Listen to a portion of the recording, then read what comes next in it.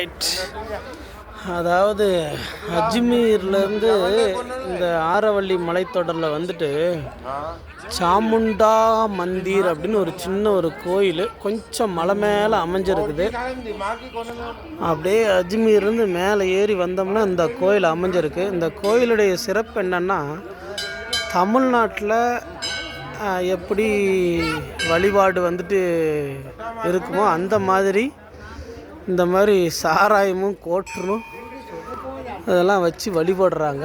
இங்கேயே வந்துட்டு கறியெல்லாம் சமைச்சி இங்கேயே சமைச்சி சாப்பிட்டு சாமிக்கு படைச்சி, கறி சமைச்சி சாமிக்கு படைச்சி இங்கே வந்துட்டு வழிபாடு செஞ்சுட்டு இங்கேயும் அந்த கோட்டரு சாராயத்தெல்லாம் இங்கேயே குடிச்சிட்டு இங்கேயே வந்துட்டு கறியெல்லாம் சமைச்சி சாப்பிட்டு இங்கேயே குடிக்கிறாங்க.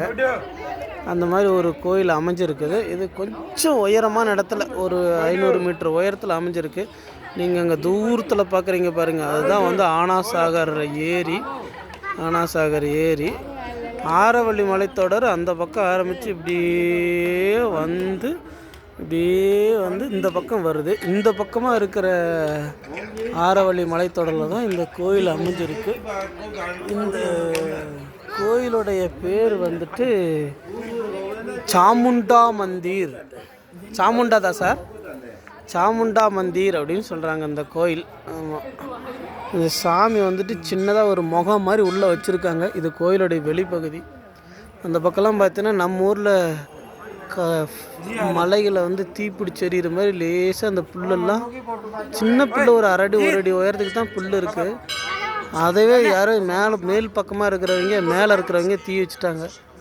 அது எரிஞ்சிக்கிட்டு அப்படியே கீழ்ப்பக்கமும் வந்துட்டுருக்கு. இது வேறு இங்கேருந்து பார்த்தீங்கன்னா அஜ்மீர் சிட்டி வந்துட்டு நல்லா அழகாக தெரியும். இங்கேருந்து ஒரு உயரமான இடத்துலேருந்து அஜ்மீர் சிட்டி கொஞ்சம் பார்க்கலாம். இந்த மாதிரி அமைஞ்சிருக்கு சாமுண்டா மந்திர்.